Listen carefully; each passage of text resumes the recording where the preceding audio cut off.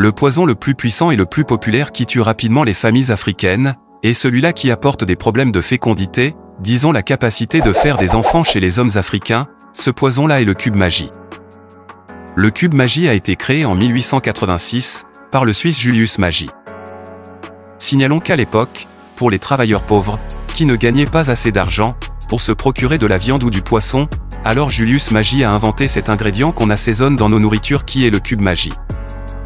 Le cube magie au départ était un mélange d'épices et d'autres ingrédients, pour compenser le goût du poisson et de la viande dans l'alimentation des ouvriers noirs.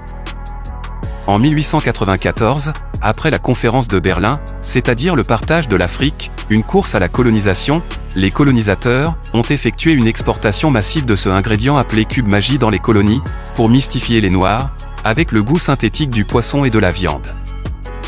Après constat que les Noirs étaient pauvres, ce produit est venu être vulgarisé en Afrique qui affaiblit l'énergie sexuelle des hommes, en apportant aussi bien certaines maladies connues de tous.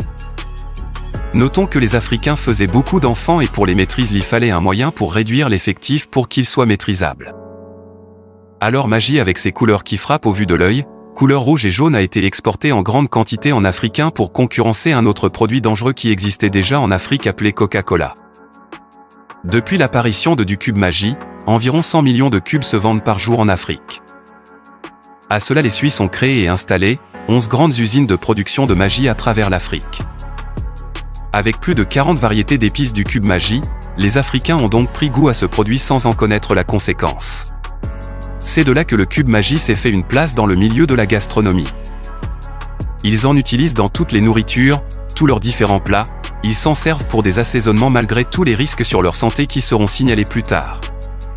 Avec les maladies comme les maladies cardiovasculaires, la maladie du cœur, les faiblesses sexuelles, les dysfonctionnements de l'érection chez les hommes, le diabète, le cancer du cerveau, le cancer des seins, le cancer des testicules, en gros quelques maladies que le cube magie provoque chez les Africains qui en consomment.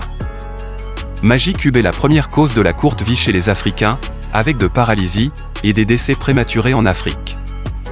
Comme la cigarette et l'alcool provoquent dépendance si bien qu'on a l'impression que sans le cube magie, les nourritures n'auront aucun sens dans la bouche ou encore on pourra en trouver des motifs.